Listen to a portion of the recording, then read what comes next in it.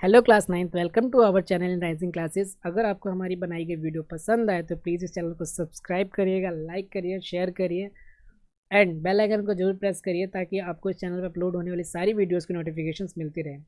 Students, हमने इस chapter 1 को डिस्कस करने जा रहे हैं। साइंस का मैटर इज़ आवर सराउंडिंग्स का पार्ट 1 हम डिस्कस कर चुके हैं, तो पार्ट 2 को हम डिस्कस करते हैं।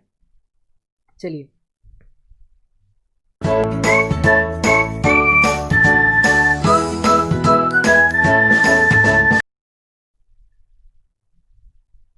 हमने एक बार डिफरेंसेस सॉलिड लिक्विड गैस को पहले पिछले लेक्चर में पिछले वीडियो में पढ़ा था।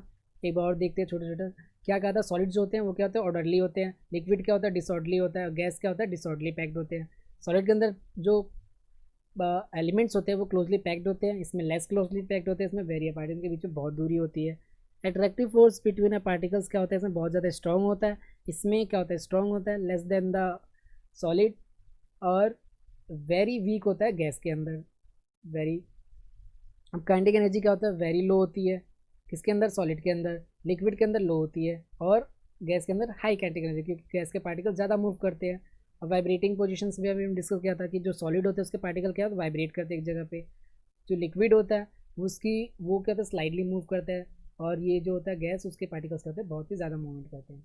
चलिए अब डिस्कस करते हैं हम एक एक करके सारे पॉइंट्स को। शेप की बात करते हैं तीनों की। देखिए, शेप जो होती थी, due to less force of attraction particles and particles of a liquid and gas can easily move around, thus they can take any space as per container। देखिए, हम देखते हैं एक बार इसकी डेफिनेशन को। इसमें शेप किस लिए मेंटेन रहती है, क्योंकि इनके बीच का जो फोर्स ऑफ अट्रैक्शन होता है ना, बहुत ही ज़्यादा होता है। इसीलिए जो शेप है ना सॉलिड की, वो क्या ज़्यादा होगी। गैस की जो शेप होती है वो क्या होती है, वो कोई फिक्स शेप नहीं होती है। ये इसके पार्टिकल्स उड़ते हैं। क्यों उड़ते हैं, रीजंस को समझते जाते हैं हम। क्योंकि इनके बीच का जो फोर्स ऑफ अट्रैक्शन, इनके बीच में जो बॉन्डिंग है वो क्या होती है, बहुत ही कम होता है। और जो लिक्विड में होता है वो सॉलिड से कम फोर्स ऑफ अट्रैक्शन होता है, लेकिन गैस से ज़्यादा फोर्स ऑफ अट्रैक्शन होता है। तो इनके बीच की जो बॉन्डिंग होती है वो थोड़ी सी कम होती है, ठीक। और इसमें तो बॉन्डिंग बिल्कुल नहीं होती गैस में। तो इसलिए इनकी जो शेप्स होती हैं, सॉलिड की फिक्स रहेगी, लिक्विड की फिक्स नहीं रहती है, और गैस की भी फिक्स शेप नहीं रहती है। वॉल्यूम की बात करते हैं। देखिए, वॉल्यूम को हम कैसे समझ सकते हैं।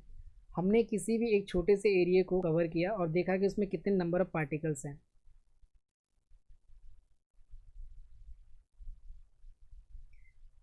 जैसे कि एग्जांपल के तौर में आप देखिए, हमने एक ये छोटा सा स्पेस कवर किया, ठीक है, किया। अब इसमें कितने नंबर ऑफ पार्टिकल्स आते हैं। अगर ज़्यादा नंबर ऑफ पार्टिकल्स आते हैं तो इसकी ज़्यादा वॉल्यूम है। अगर कम नंबर ऑफ पार्टिकल्स हैं, लेस नंबर ऑफ पार्टिकल्स, की वॉल्यूम क्या होता है, लेस होता है। तो नंबर ऑफ पार्टिकल्स कितने होते हैं पर्टिकुलर एरिया में और कितना उसका मास होता है, उस तरीके से हम वॉल्यूम को पता करते हैं। तो देखिए, guys have a so little attraction among the particle that they can easily change spacing between themselves so the can easily change their volume. अब क्या है कि जो गैस है ना, आपका गैस देख सकते हैं यहाँ पे डायग्राम में, गैस के जो पार्टिकल्स है ना उनमें बॉन्डिंग बहुत कमज़ोर है, वीक फोर्स है। तो ये क्या होता है, ईजिली अपने वॉल्यूम को चेंज कर लेंगे, ईजिली यहाँ से मूव कर देगा इसका पार्टिकल, ठीक है। तो इसका वॉल्यूम क्या होगा, आपको फिक्स नहीं मिलेगा। लेकिन लिक्विड में क्या है, फोर्स ऑफ अट्रैक्शन क्या है, अच्छी खासी फोर्स ऑफ अट्रैक्शन है। तो इसका पार्टिकल जो होगा लीव नहीं करेगा अपनी पोजीशन को। जितना हमने स्पेस में इतने एरिया में जितने पार्टिकल गिने हैं ना, मान लो आपके 60 पार्टिकल्स है, 50 पार्टिकल्स है, तो उतने ही पार्टिकल्स रहेंगे। कोई भी पार्टिकल ऐड नहीं होगा, रिमूव नहीं होगा, इसीलिए इसका वॉल्यूम क्या होगा, फिक्स्ड होगा। और सॉलिड में तो आप जानते ही हैं कि बहुत ही ज़्यादा स्ट्रॉन्ग फोर्स होता है, तो ये पार्टिकल्स क्या होते हैं, हमेशा फिक्स्ड रहते हैं। फोर्स ऑफ अट्रैक्शन ज़्यादा होने के कारण तो इसका वॉल्यूम हमेशा फिक्स्ड रहता है। बात करते हैं कंप्रेसिबिलिटी की। कंप्रेसिबिलिटी क्या होता है, देखिए, हम सारा कुछ पार्टिकल्स के ऊपर बात कर रहे हैं ना, है ना स्टूडेंट। आप देखिए, अगर आपके पार्टिकल्स बहुत दूर दूर है, अगर जो पार्टिकल्स है वो क्या है, बहुत ही दूर दूर है। बात करते हैं कंप्रेसिबिलिटी की। अब देखिए, कंप्रेसिबिलिटी क्या है, अगर मान लीजिए आपके पार्टिकल बहुत दूर दूर है, ठीक है, एक पार्टिकल यहाँ पे है, उनके बीच में काफ़ी स्पेस है, एक पार्टिकल यहाँ पे है। अब इन चारों के बीच में स्पेस देखने को मिला। अब अगर मान लीजिए आप फोर्स लगाए, इधर से किसी भी फोर्स को अप्लाई करें, इधर से फिर से फोर्स लगाएं, ठीक है, और ये पार्टिकल को पास ले आएँ, तो जो दूर होते हैं पार्टिकल, जिनके बीच में स्पेस बहुत ज़्यादा, तो वो कौन से होते थे बताओ, गैस होता है। अगर इनका पास लिया होगे थोड़ा, तो ये किस में कन्वर्ट हो जाएंगे, लिक्विड में। और इसको और पास लिया होगे फोर्स करके, तो किस में कन्वर्ट हो जाएंगे, सॉलिड में देखिए ये आपके गैस के पार्टिकल्स हैं जो बहुत ज़्यादा स्पेस है, हमने प्रेशर लगाया, इसके पार्टिकल्स क्या आ गए और करीब आ गए, ठीक है, और फोर्स लगा और प्रेशर लगाया और कंप्रेस किया, इसके पार्टिकल और करीब आ गए, तो ये क्या हो गया, सॉलिड में कन्वर्ट हो गया। तो हम कंप्रेसिबिलिटी के द्वारा भी सॉलिड को मतलब गैस को लिक्विड में कन्वर्ट कर सकते हैं, लिक्विड को गैस में, लिक्विड को सॉलिड में कन्वर्ट कर सकते हैं। मीन्स कि जो आपके पार्टिकल्स है वो दूर है तो उनको आप कंप्रेस करिए, उनको करीब लाइए, जितने पास आएंगे तो उनकी स्टेट चेंज हो सकती है, ठीक है। इससे हम प्रेशर का यूज़ करके भी स्टेट को चेंज कर सकते हैं। अब कंप्रेसिबिलिटी से क्या होता है, आपके पार्टिकल जो दूर है वो क्या हो जाते हैं और पास आ जाते हैं, पास आ जाते हैं तो उनके फोर्स ऑफ अट्रैक्शंस भी काम करते हैं और इनके बीच में अच्छी बॉन्डिंग हो जाती है, तो एक गैस से वो लिक्विड में कन्वर्ट हो जाता है, लिक्विड से सॉलिड में। इसका एग्जांपल आप अपने घर पे भी देख सकते हैं, जैसा कि चलिए अब डिस्कस करते हैं कंप्रेसिबिलिटी के बारे में। चलिए अब डिस्कस करते हैं कंप्रेसिबिलिटी के बारे में। कंप्रेसिबिलिटी क्या है, मान लीजिए आपके पार्टिकल्स जो हैं वो मूव कर रहे हैं, कोई इधर है कोई उधर है, अगर हम उनमें प्रेशर अप्लाई करते हैं और उनके पार्टिकल्स को क्या करते हैं, पास ले आते हैं, तो वो चीज़ क्या होगी, गैस के पार्टिकल दूर दूर होते हैं, उनको अगर पार्टिकल पास आ जाएंगे तो वो लिक्विड में कन्वर्ट हो जाएगा। फिर और अगर हम उन्हें कंप्रेस करेंगे तो वो सॉलिड में भी कन्वर्ट हो सकते हैं, हाई प्रेशर डालना पड़ेगा। Space between the particles of a gases can be decreases so have a high compressibility, but space between the particles of solid or liquid cannot be decreased so that cannot be compressed, ठीक है। अब देखिए किसी चीज़ को हम कब ज़्यादा दबा सकते हैं, जिस चीज़ के अंदर गैस भरी होती है उसको हम इजीली दबा पाते हैं ना, लेकिन जिस चीज़ के अंदर आप लिक्विड भरोगे, जिस चीज़ के अंदर आप सॉलिड भरोगे उसको हम कंप्रेस नहीं कर सकते, क्योंकि उसके पार्टिकल ऑलरेडी क्लोजली पैक्ड हैं, वो ऑलरेडी बहुत पास हैं, अब जितने फोर्स लगाओगे तो और पास जा ही नहीं सकते हैं, ठीक है। तो ये कंप्रेसिबिलिटी का एक फैक्टर होता है कि गैस की कंप्रेसिबिलिटी क्या होती है, ज़्यादा होती है, सॉलिड और लिक्विड की कंप्रेसिबिलिटी कम होती है। इसीलिए हम बैलून में जब हवा भरते हैं तो उसको कंप्रेस करते दबा पाते हैं, लेकिन जो भी सॉलिड लिक्विड होती है इन चीज़ों को हम कंप्रेस नहीं कर सकते। तो कंप्रेसिबिलिटी किसकी ज़्यादा होती है, गैस की कंप्रेसिबिलिटी ज़्यादा होती है। उसके बाद आती है रिजिडिटी की। रिजिडिटी मतलब क्या होता है, कोई भी चीज़ कितनी ठोस है, ठीक है, सख्त है, हार्ड है, ऐसे आप कह सकते हो। तो देखिए जो भी चीज़ जिसके पार्टिकल्स क्या हैं बहुत ही ज़्यादा पैक्ड हैं, क्लोजली पैक्ड है, जिनके बीच में फोर्स ऑफ अट्रैक्शन ज़्यादा है, तो वो चीज़ ज़्यादा ठोस होगी, ज़्यादा हार्ड होगी। ऐसे ही आप अपने आसपास देखिए सॉलिड की सारी चीज़ें हो गई, स्टोन हो गया, जैसे पत्थर हो गए, ये सब चीज़ें क्या हैं, हार्ड है, क्यों, क्योंकि ये सॉलिड है और इनके पार्टिकल्स क्या हैं, पैक्ड है। देखिए it is the property of a substance resist any deformation like a change in shape. मान लीजिए अगर आप किसी भी चीज़ पे एक बैलून पे अपना फोर्स अप्लाई कर दिए, फट से बैलून क्या हो जाएगा, फट जाएगा, क्योंकि उसके अंदर गैस है, उसके पार्टिकल्स मूव कर गए, उड़ गए। लेकिन आप कभी भी स्टोन को लीजिए या लकड़ी के टुकड़े को लीजिए, उस पर फोर्स लगाइए, वो इतनी जल्दी डिफॉर्म नहीं होगा, जल्दी वो उसका शेप चेंज नहीं होगा, क्यों, क्योंकि उसके पार्टिकल्स क्या हैं, सॉलिड्स के हैं, वो रिजिड है, बहुत ही हार्ड है, ठीक है। तो डिफॉर्मेशन प्रॉपर्टी को हम रिजिडिटी से डिफाइन कर सकते हैं कि कोई भी चीज़ कितनी ज़्यादा रेजिस्ट कर सकती है अपने आप को तोड़ने मोड़ने से बचाने के लिए। जैसे हम किसी वुड की टुकड़े पे फोर्स लगाएंगे तो जल्दी नहीं टूटेगा, तो उसकी रिजिडिटी क्या हुई, ज़्यादा हुई, ठीक है, क्योंकि उसका शेप चेंज नहीं हो रहा, डिफॉर्म नहीं हो रहा, टूट नहीं रहा वो, इसलिए। लेकिन लेस रिजिडिटी किस किस की हो सकती है, लिक्विड की लेस रिजिडिटी होती है, गैस की ना के बराबर रिजिडिटी होती है। तो ये जो चीज़ें होती है सॉफ्ट होती हैं, ठीक है, हार्ड नहीं होती ज़्यादा। ज़्यादातर रिजिडिटी किसकी होती है, सॉलिड की होती है, उसके जो शेप है उसको हम डिफॉर्म नहीं कर सकते, चेंज नहीं कर सकते। अगला आता है फ्लूडिटी प्रॉपर्टी आपकी। फ्लूडिटी क्या होती है, जैसे कि मान लीजिए fluidity is a substance which can flow, कौन सी चीज़ ज़्यादा फ्लो कर सकती है। अब देखिए जो जिनके बीच में फोर्स ऑफ अट्रैक्शन ज़्यादा है वो तो अपनी पोजीशन पे रहेंगे, उसके पार्टिकल तो कोई मूव नहीं कर सकते, लेकिन जिसके बीच में फोर्स ऑफ अट्रैक्शन कम है, जो एक जगह से दूसरी जगह जा सकते हैं आसानी से, तो उनकी फ्लूडिटी क्या होती है, ज़्यादा होती है। तो लिक्विड जो होते हैं वो और गैस जो होता है उसकी फ्लूडिटी क्या होती है, सबसे ज़्यादा होती है, और सॉलिड की फ्लूडिटी नहीं होती है। सॉलिड ऐसा नहीं कि बह जाएगा, आपने लकड़ी का टुकड़ा रखा, स्टोन रखा, अपना फ़ोन रखा, जो भी चीज़ रखी, ऐसा थोड़ी वो बहने लग जाएगा। लेकिन आप कोई ऑयल रखिए, कोई गैस रखिए, वो क्या हो जाएगा, आसानी से सेपरेट होने लगे, फैलने लग जाते हैं, ठीक है, फ्लूडिटी होने लगती है, ठीक है, लिक्विड्स की। तो जो फ्लूडिटी होती है वो सॉलिड के अंदर नहीं होती है, लेकिन लिक्विड और गैस में ज़्यादा होती है, क्योंकि फोर्स ऑफ अट्रैक्शन सॉलिड के अंदर ज़्यादा है, उसके पार्टिकल कहीं मूव ही नहीं कर सकते, एक जगह ही रहेंगे चिपक के, ठीक। तो ये चीज़ आपकी फ्लूडिटी थी।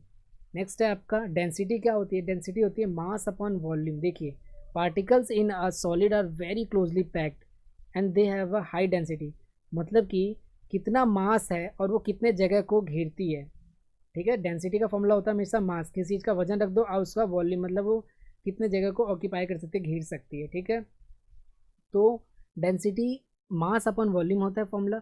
अब मान लीजिए इसकी हाई डेंसिटी है, इसको एग्जांपल समझते हैं हम। हाई डेंसिटी क्यों? क्योंकि इतने से जगह में ज़्यादा से ज़्यादा पार्टिकल कवर हो रहे हैं, ज़्यादा से ज़्यादा पार्टिकल्स हैं, इसलिए इसकी हाई डेंसिटी है। लेकिन इसमें इतनी जगह को दोबारा लेते हैं, देखते हैं, तो उसमें क्या गिनती के 4 ही पार्टिकल आ रहे हैं, तो इसकी डेंसिटी क्या होगी? बहुत ज़्यादा कम होगी, क्योंकि बहुत कम अमाउंट में पार्टिकल्स हमारे इस एरिया में हमें मिल रहे हैं। तो जिस अमाउंट में ज़्यादा पार्टिकल्स होते हैं, जिस एरिया में ज़्यादा पार्टिकल्स होंगे, ज़्यादा घनत्व होगा, उसकी डेंसिटी हमेशा ज़्यादा ही होती है, ठीक। तो अब सॉलिड के अंदर क्या होगा? डेंसिटी ज़्यादा होगी, क्यों? क्योंकि उसके पार्टिकल क्या एक जगह रहेंगे, वो मूव तो कर ही नहीं रहे, जगह छोड़ के जा ही नहीं रहा अपनी, तो उसकी डेंसिटी क्या होगी? ज़्यादा होगी। लेकिन गैस की डेंसिटी कम होगी, क्यों? क्योंकि यहाँ के जो पार्टिकल थे वो मूव कर गए, यहाँ से कहीं और चले गए, तो इसकी डेंसिटी क्या होती है? कम होती है। इसीलिए जो डेंसिटी है वो सॉलिड की ज़्यादा होती है और गैस और लिक्विड की कम होती है। उसके बाद आता है टेम्परेचर। देखिए टेम्परेचर क्या है, जैसा कि आपकी हीटिंग लेवल को, अब बॉडी के कहते हैं ना, हम डॉक्टर पर जाते हैं, टेम्परेचर मेजर कराते हैं। देखिए टेम्परेचर एक ऐसा यूनिट है, स्टैंडर्ड इंटरनेशनल यूनिट जिसे हम कहते हैं। आप जैसे कभी मार्केट जाते हो तो आप कहते हैं ना 2 मीटर तार दे दो, वो डिस्टेंस कितना? 2 किलोमीटर। तो आप किलोमीटर मीटर लगाते हो, तो आप किसी चीज़ को मेज़र करते हो, है ना। उसी तरीके से टेम्परेचर को मेज़र करने के लिए 2 यूनिट का यूज़ किया जाता है। एक यूनिट जो होती है आपकी केल्विन होती है, और एक यूनिट क्या होती है? डिग्री या सेल्सियस होती है, ठीक है। और एक फ़ारेनहाइट भी होती है। लेकिन अभी मैं 2 चीज़ों को डिस्कस कर देंगे। Different unit can be use to measure the temperature different scale, most of the non measure of Kelvin और डिग्री सेल्सियस। अब अलग अलग टेम्परेचर को यूज़ करने के लिए अलग अलग तरह के यूनिट्स का यूज़ किया जाता है, लेकिन 2 यूनिट्स का ज़्यादा यूज़ हम करते हैं टेम्परेचर के अंदर, ठीक है। पहली यूनिट जो होती है केल्विन, वो एस यूनिट होती है टेम्परेचर की, ठीक है। एस यूनिट किसकी हो गई? टेम्परेचर की, केल्विन।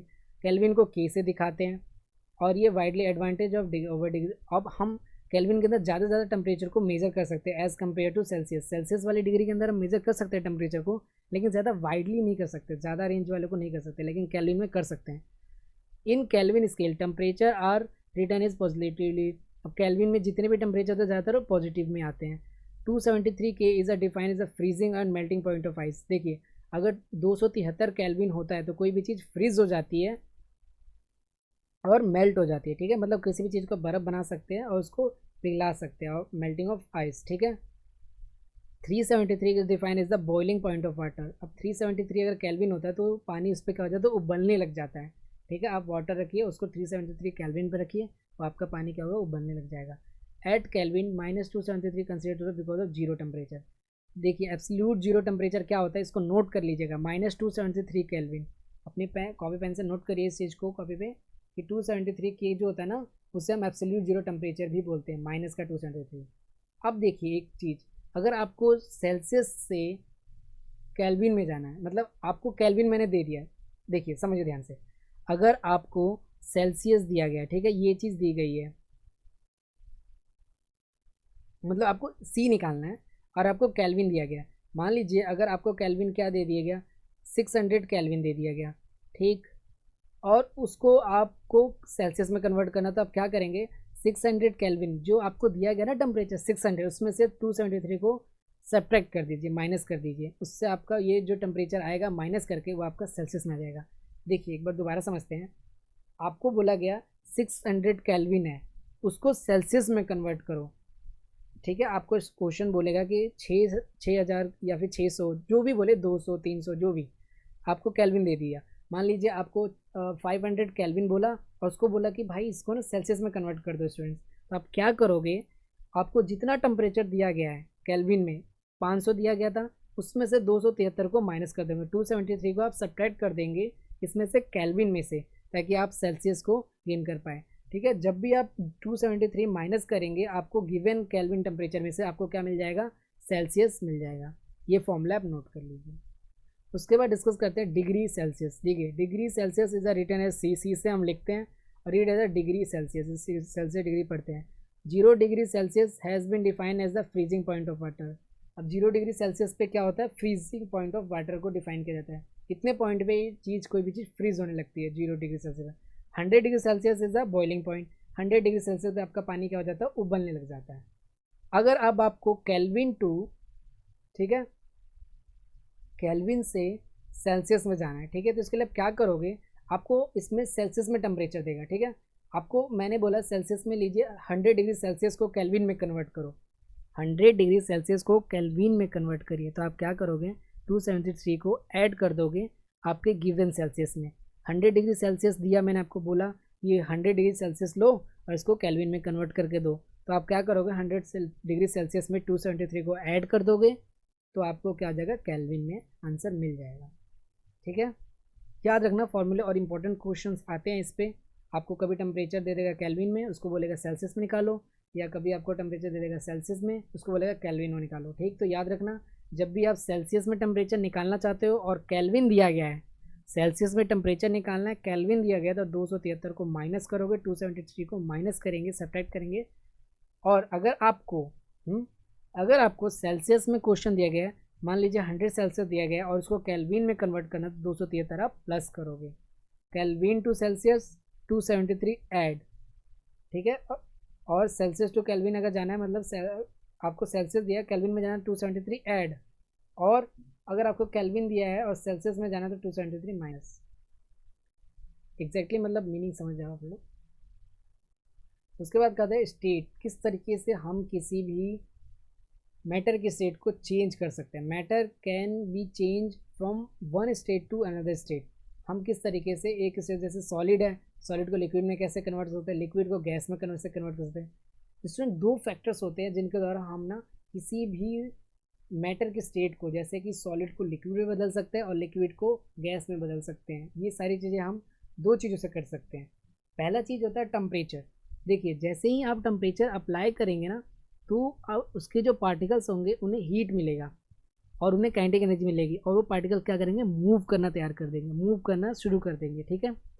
अब पार्टिकल मूव करेंगे। अब मान लीजिए आपके पास सॉलिड है, एक सिंपल सा एग्जांपल समझते हैं। आपके पास मान लीजिए आइस है, उसको आप पिघलाते हो, ठीक। तो आप क्या करोगे, टेम्परेचर दोगे, हीट दोगे, तो पिघल जाएगा। तो किस में चला गया, सॉलिड से लिक्विड में चला गया, क्योंकि आपने टेम्परेचर को बढ़ाया।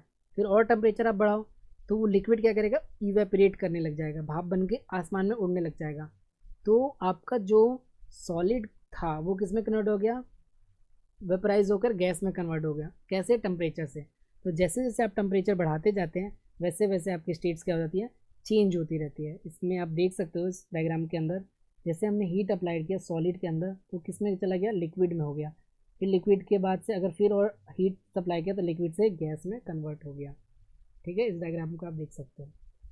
एक आता है मेल्टिंग पॉइंट। देखिए, मेल्टिंग पॉइंट बहुत ईजी चीज़ होती है। जिस टेम्परेचर पे आपकी कोई भी चीज़ मेल्ट हो जाए, जैसे आयरन है, आयरन को कंपनीज़ के अंदर, जो भी आपकी फैक्ट्री मैन्युफैक्चरिंग कंपनीज़ होती है, उसको बहुत ज़्यादा टेम्परेचर पे ना, थाउजेंड्स ऑफ द सेल्सियस वगैरह पे मेल्ट करती है। तो वो एक टेम्परेचर होता है जिस पे वो क्या हो जाता है, मेल्ट हो जाता है, यानी पिघल जाता है, लिक्विड के फॉर्म में रहता है। उससे हम क्या बोलते हैं, मेल्टिंग पॉइंट बोलते हैं। अब हर चीज़ का अपना एक अलग मेल्टिंग पॉइंट होता है। अब जैसे आपका लोहा है, आयरन है, उसका मेल्टिंग पॉइंट क्या होगा, अलग होगा ना, उसका ज़्यादा मेल्टिंग पॉइंट होगा, उसको ज़्यादा टेम्परेचर देना पड़ेगा। लेकिन प्लास्टिक है, उसका मेल्टिंग पॉइंट कम होगा, वो इजीली मेल्ट हो जाएगी, फटाफट से उसको थोड़ा सा भी टेम्परेचर दोगे वो मेल्ट हो जाएगी। तो मेल्टिंग पॉइंट क्या होती है, वो चीज़ जब आप टेम्परेचर दो उसे और वो पिघल जाए, ठीक है, लिक्विड की फॉर्म में आ जाए, उसे हम क्या बोलते हैं, मेल्टिंग पॉइंट बोलते हैं। और हर डिफरेंट सब्सटेंस का, डिफरेंट चीज़ों का अलग अलग मेल्टिंग पॉइंट होता है। इस तरीके से बॉइलिंग पॉइंट क्या होता है, लिक्विड जब आपका गैस में चेंज हो जाए, जिस टेम्परेचर पे है ना, आपको लिक्विड में कोई भी फॉर्म मिलता है, लिक्विड में कोई भी चीज़ मिलती है, जैसे वाटर को आपने बॉईल कर रहे हैं और वो किस में कन्वर्ट हो जाती है, गैस के अंदर भाप बन के उड़ जाती है। तो जिस टेम्परेचर पे उड़ती है ना वो, उसे हम क्या बोलेंगे, बॉइलिंग पॉइंट बोलेंगे। टेम्परेचर इंक्रीज उनसे क्या होगा, टेम्परेचर इंक्रीज करेंगे तो पार्टिकल्स के अंदर क्या आ जाएगी, कौन सी एनर्जी, काइनेटिक एनर्जी आ जाएगी, और काइनेटिक एनर्जी आ जाएगी तो पार्टिकल मूव करेंगे, ठीक है। तो अब सॉलिड के पार्टिकल ऐसे चिपक के बैठे थे, उनको हमने काइनेटिक एनर्जी दी, थोड़ा मूव करने लगे, तो वो किस में चले गए, सॉलिड से लिक्विड में चले गए। फिर काइनेटिक एनर्जी दी, थोड़ा मूव करने लगे और मूव करने लगे, तो लिक्विड से किस में चले गए, गैस में चले गए। तो टेम्परेचर बनाने से हम सॉलिड से लिक्विड में जा सकते हैं, लिक्विड से गैस में जा सकते हैं, ठीक है। अगला पॉइंट था हमारा प्रेशर। देखिए, प्रेशर क्या होता है, जो पार्टिकल इधर उधर घूम रहे हैं उन पर हम क्या करते हैं, फोर्स लगाते हैं, और उन फोर्स को लगाने से वो पार्टिकल क्या होते हैं, करीब आते हैं। अब वो पार्टिकल्स जब करीब आएंगे तो उनका क्या होगा, चेंज होगा स्टेट। फिर से देखिए, there is a no effect of pressure in solid, solids are non compressible. हमने पढ़ा था सॉलिड क्या होता है, नॉन कंप्रेसिबल होता है। Solid can be compress in there no space between the particles. देखिए जो भी आपका सॉलिड है ना उसके भी ऊपर आप प्रेशर तो लगा नहीं सकते, कंप्रेस जल्दी हो नहीं सकता, लेकिन जो आपका there is a no liquid है, there is a no effect of pressure on liquid, liquid is a non compressible, liquid can not be compress since not enough space between their particles to get compress. अब आपका liquid भी compress नहीं हो सकता, ठीक। अब gas की बात करते हैं, the volume of gas decreases with increasing pressure since there is a lot of space between the highly compressible, ठीक। अब इसके जो पार्टिकल थे इस पर आप प्रेशर अप्लाई करो, ठीक है, तो ये क्या होगा, कंप्रेसिबल है, इसके पार्टिकल क्या होगा, करीब आते जाएंगे, और प्रेस करोगे और करीब आएंगे।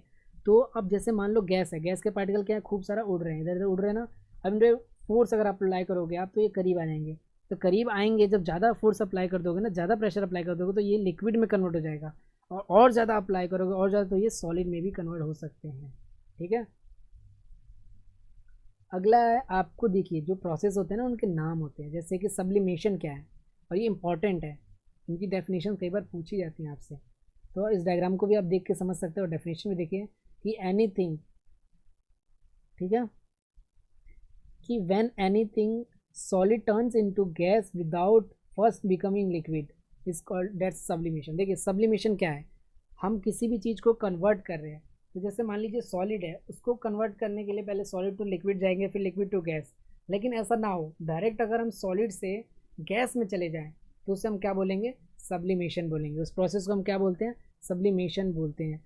जब हम डायरेक्ट ही सॉलिड से गैस में चले जाते हैं, किसी भी लिक्विड में मत जाओ, ठीक है, डायरेक्ट ये सॉलिड है, इससे डायरेक्ट टर्न्स टू गैस, ठीक है, उससे हम क्या बोलेंगे, सब्लिमेशन। सॉलिड से डायरेक्ट गैस में जाने को ही हम सब्लिमेशन बोलते हैं। एग्जाम्पल के रूप में देख सकते हैं, कैम्फोर होता है, नेफेथिलीन होता है, जिससे आप नाखून वगैरह साफ करते हैं, अमोनिया वगैरह, आयोडीन, तो ये क्या होता है, आप अगर इसे हाथ पे लो, और ये डायरेक्टली क्या होता है, कैम्फोर तो आप जानते ही होंगे, हाथ पे लेने के बाद थोड़ा ठंडक सा लगता है और ये उड़ जाता है आसमान में, ठीक है, मतलब गैस में कन्वर्ट हो गया, ये सॉलिड में था और ये उड़ गया, ठीक, तो ये होता है सब्लिमेशन। उसके बाद कंडेंसेशन को देखते हैं। Condensation is the change of physical states matter from a gas phase into liquid. अब आपका जो गैस है वो किस में कन्वर्ट हो रहा है, लिक्विड में, किस में, तो उसे हम क्या बोलते हैं, कंडेंसेशन, ठीक। इसका एग्जांपल हम देख सकते हैं, जो भी आपके बादल होते हैं वो क्या होते हैं, कंडेंस्ड होते हैं, हवा बन के यहाँ से जाते हैं, गैसेज यहाँ से जाती है और वो बादल बन जाते हैं, यानी लिक्विड की फॉर्म में बन जाते हैं। लिक्विड बादल में क्या होता है, लिक्विड ही भरा होता है, पानी ही भरा होता है, वाटर, तो आपके गैस किस में कन्वर्ट हो जाता है, लिक्विड के अंदर, तो उसे हम कंडेंसेशन बोलते हैं। उसके बाद सॉलिडिफिकेशन। सॉलिडिफिकेशन क्या है कि सॉलिड लिक्विड टू सॉलिड, मतलब कि बर्फ़ से, अब मतलब पानी से बर्फ़ का बनना, ये सॉलिडिफिकेशन, ठीक है, लिक्विड से सॉलिड में कन्वर्ट होना सॉलिडिफिकेशन होता है ना, आपको पता ही है, आइस का एग्जांपल आप देख सकते हैं, लिक्विड जो होता है वाटर होता है, उसको आप फ्रीजर के अंदर फ्रीज रखते हो वो सॉलिड बन जाता है, ठीक है। तो तीनों चीज़ समझ, सब्लिमेशन, कंडेंसेशन एंड सॉलिडिफिकेशन। देखिए अब आता है डिपोजिशन, और इसको सॉलिडिफिकेशन भी आप बोल सकते हो, डिपोजिशन को सॉलिडिफिकेशन भी आप बोल सकते हो। इसमें क्या होता है कि in this phase transition which gas transform into solid without passing through liquid phase. Simple सी बात है, जब गैस सॉलिड में कन्वर्ट हो जाए, किसमें, ये जो गैस है वो सॉलिड में कन्वर्ट हो जाए, ठीक है, किसी भी लिक्विड में ना कन्वर्ट हुए, जिसे हम क्या बोलते हैं, डिपोजिशन, या फिर इसे आप सब्लिमेशन भी बोल सकते हो, ठीक। अब इसका एग्जांपल देख सकते हैं, when when warm moist air inside a house come into contact with freezing cold wind span। देखिए कई बार क्या होता है, जो हमारे आसपास जो होम होता है उसमें छोटे छोटे ड्रॉपलेट्स होते हैं, वो अगर फ्रीज किया जाए तो वो डायरेक्टली ही किस में कन्वर्ट हो जाते हैं, जो पार्टिकल्स हैं वो सॉलिड में कन्वर्ट हो जाते हैं, डायरेक्ट गैस में नहीं जाते हैं। उसके बाद बात करते हैं इवेपोरेशन की। इवेपोरेशन क्या है, is defined as the process of liquid changing into gas. Simple सी बात है, लिक्विड से गैस में जाने के प्रोसेस को क्या कहेंगे हम, इवेपोरेशन। एग्जांपल के फॉर्म में देखिए क्या होता है, वाटर है, उसको आप हीट करो, डायरेक्ट क्या बन जाएगा, स्टीम बन जाएगा, भाप बन जाएगा, तो उसे इवेपोरेशन कहेंगे, ठीक। अगला है melting, turns of solid into liquid. Simple सी बात है, सॉलिड किस में बन जाए, लिक्विड में, बर्फ़ किस में बन जाए, पानी में, तो उसे हम क्या बोलते हैं, मेल्टिंग बोलते हैं। अब इस डायग्राम को आप देख सकते हो। अब कुछ इफेक्ट्स होते हैं, उसको देखते हैं। इवेपोरेशन क्या होता है, the process of conversion liquid into gas. जब क्या होता है, लिक्विड गैस में कन्वर्ट हो जाता है और स्केप कर जाता है, मतलब अपनी जगह से उड़ जाता है, तो उसे हम क्या कहते हैं, इवेपोरेशन कहते हैं। देखिए जैसे हम कपड़ा सुखाते हैं, ठीक है, धूप में, तो क्या होता है, कपड़ा गीला होता है, अब उसको हम सुखाते हैं धूप में, तो उसके जो पार्टिकल्स होते हैं लिक्विड के, वो क्या होते हैं, स्केप कर जाते हैं, उड़ जाते हैं, और हमारा कपड़ा क्या होता है, सूख जाता है। गैस के फॉर्म में वो टेम्परेचर होने के कारण, धूप होने के कारण सूख जाता है, तो उसके ही हम उसे ही इवेपोरेशन बोलते हैं। अब क्या क्या फैक्टर इवेपोरेशन को इम्पैक्ट करते हैं समझते हैं। देखिए पहला होता है टेम्परेचर। ठीक, टेम्परेचर कैसे इम्पैक्ट करेगा, ज़्यादा टेम्परेचर होगा, ज़्यादा धूप होगी, तो ज़्यादा से ज़्यादा पार्टिकल्स क्या करेंगे, स्केप कर जाएंगे। ज़्यादा से ज़्यादा आप कपड़े को प्रेस करोगे तो टेम्परेचर बढ़ेगा, तो इसके पार्टिकल्स क्या होंगे, जो वाटर ड्रॉपलेट्स होंगे, ये छोटे छोटे, ये क्या करेंगे, ये उड़ जाएंगे गैस के फॉर्म में। तो टेम्परेचर आप बढ़ाते हैं तो आपका इवेपोरेशन भी क्या होता है, इंक्रीज हो जाता है। ठीक है, evaporation increases with increasing the temperature and decreases with decreasing the temperature. This means evaporation is directly proportional to temperature. मतलब कि जितना ज़्यादा आप टेम्परेचर बढ़ाओगे उतना ज़्यादा इवेपोरेशन होगा, और जितना ज़्यादा टेम्परेचर घटाओगे उतना लेट इवेपोरेशन होगा, उतना लेट आपका पार्टिकल पानी का उड़ेगा गैस के फॉर्म में। ठीक, अगला आता है कॉन्सेप्ट, देखिए सरफेस एरिया का। देखिए सरफेस एरिया क्या होता है, जब हम कपड़े को पसारते हैं, कपड़े को सुखाते हैं बाहर, तो उस कपड़े को हम क्या कहते हैं, फैला देते हैं ताकि सरफेस एरिया बढ़ जाए। जितना ज़्यादा सरफेस एरिया होगा उतनी ज़्यादा धूप पड़ेगी, है ना। आप इस एग्जांपल से देख सकते हैं, ये था छोटा सरफेस एरिया, ये छोटा सरफेस एरिया है, और ये बड़ा सरफेस एरिया। अब इसमें क्या होगा, ज़्यादा से ज़्यादा इस पर धूप आएगी, ज़्यादा से ज़्यादा टेम्परेचर आएगा, तो ये ज़्यादा से ज़्यादा पार्टिकल्स क्या कर पाएंगे, इवेपोरेट हो पाएंगे, और वो कपड़ा क्या हो सकता है आपका, जल्दी सूख जाता है, ड्राई हो जाता है। ठीक, अगला पॉइंट देखते हैं, ह्यूमिडिटी क्या होती है। देखिए evaporation decreases with increases humidity. जैसे जैसे टेम्परेचर बढ़ता, जैसे जैसे ह्यूमिडिटी बढ़ती जाएगी, वैसे वैसे आपकी इवेपोरेशन डिक्रीज होती जाती है। मतलब कि आपके एयर के अंदर ना वाटर्स के ड्रॉपलेट्स हो जाते हैं, उन्हें हम बोलते हैं ह्यूमिडिटी। तो अब आपके एयर में ही ड्रॉपलेट हो गया, एयर में ही नमी हो गई, एयर में ही ड्रॉपलेट है, तो वो चीज़ कैसे सूखेगी, कैसे इवेपोरेशन होगा, क्योंकि आपका एयर में ही क्या है, वाटर ड्रॉपलेट्स प्रेजेंट है। तो जैसे जैसे ह्यूमिडिटी बढ़ती है वैसे वैसे ही आपकी इवेपोरेशन रेट डिक्रीज होती है। ठीक है, because of more water vapour present in air. Water vapours क्या है, आपके एयर में प्रेजेंट है, holding capacity of atmosphere decreases which increases the rate of evaporations. If air is dry, अगर हवा क्या नॉर्मल हो, ड्राई हो, तो आपका ह्यूमिडिटी नहीं होती है और आपके इवेपोरेशन रेट इंक्रीज हो जाता है। ठीक, फोर्थ पॉइंट देखते हैं, wind. Evaporation increases with increasing in wind speed और डिक्रीजेज विद इंक्रीजेज इन। अब जैसे जैसे ज़्यादा हवा होगी वैसे वैसे आपकी जो भी सब्सटेंस हो गया वो जल्दी ड्राई होते हैं। क्यों, क्योंकि ज़्यादा हवा होगी तो उसके वाटर ड्रॉपलेट्स क्या होंगे, जल्दी ड्राई होंगे, जल्दी सूख जाते हैं। ठीक है, तो जैसे विंड ज़्यादा होगी तो ज़्यादा इवेपोरेशन होगा। अब देखते हैं कुछ कूलिंग इफेक्ट ऑफ इवेपोरेशन। ठीक है, कूलिंग इफेक्ट ऑफ इवेपोरेशन क्या होता है। देखिए liquid need to latent heat of for evaporation. Latent heat क्या होता है, वो टेम्परेचर जिसमें क्या होता है, एक फेज दूसरे फेज में कन्वर्ट होता है। ठीक है, it takes this heat from things from, देखिए सिंपल से, it takes this heat from things in surroundings.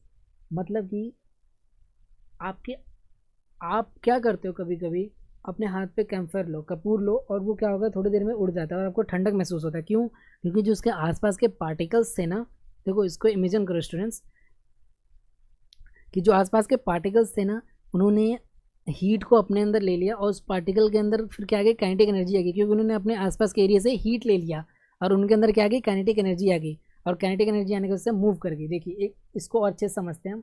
यहाँ पे देखिए ये एक एरिया था, ठीक है, इस एरिया पे बहुत सारे पार्टिकल्स प्रेजेंट थे। अब इन पार्टिकल्स ने यहाँ की जो हीट थी अपने अंदर ले ली। अब अपने अंदर हीट ले ली तो ये क्या, इनके अंदर क्या आ गई, काइनेटिक एनर्जी आ गई। अब काइनेटिक एनर्जी आ गई तो ये मूव कर गए। अब यहाँ से ये मूव कर गए, और लेकिन ये हीट भी साथ में ले गए। अब हीट चलेगी तो क्या बच गई, कूलिंग बच गई। समझ आई ये बात, कि आसपास के जो एरिया होता है वो पार्टिकल हीट अपने अंदर ले लेता है, और उस आसपास के एरिया से हीट को ख़त्म कर देता है, और वो स्केप कर जाता है, उड़ जाता है। तो वहाँ पे सिर्फ क्या रह जाती है, कूलिंग रह जाती है। इसीलिए यही प्रोसेस होता है स्वेटिंग के अंदर। When we sweat water in it, पसीना आता है, वाटर आता है, ठीक है, evaporate taking a latent heat from our body, this cause cooling. और वो क्या होता है, लेटेंट हीट को एक्वायर कर लेता है, ले लेता है, और वो स्केप हो जाता है, जिससे क्या हो जाता है, हमें कूलिंग सा फील होता है। ठीक। स्विमिंग पूल वाटर इन और बॉडी सरफेस इवेपोरेट्स, ये सारी चीज़ें हमारे स्विमिंग पूल में भी इवेपोरेशंस को देखने को मिलता है। ठीक है। टी इन शक्कर, देखिए कई ऐसे लोग होते हैं जो चाय जो होता है बहुत गर्म होता है तो उसको हम प्लेट के अंदर पीते हैं, ठीक है, प्याली के अंदर पीते हैं बेसिकली। तो ऐसा क्यों करते हैं लोग कि ताकि वो जल्दी से जल्दी ठंडी हो सके। जितना ज़्यादा सरफेस एरिया होगा ना उतना ज़्यादा इवेपोरेशन होगा। ये पार्टिकल यहाँ से उड़ेगा, ये पार्टिकल यहाँ से उड़ेगा, ये पार्टिकल यहाँ से उड़ेगा। तो जितना ज़्यादा आप फैलाएंगे उतना ही जल्दी वो इवेपोरेट होगा, और इवेपोरेट हो जाएगा तो वो चीज़ क्या हो जाएगी, ठंडी हो जाएगी। क्यों? क्योंकि जो वहाँ की हीट थी ना वो पार्टिकल ने ले ली और वो पार्टिकल क्या हो गया, उड़ गया। तो वहाँ पे क्या रह गया, बस हीट चले जाने के बाद कूलिंग।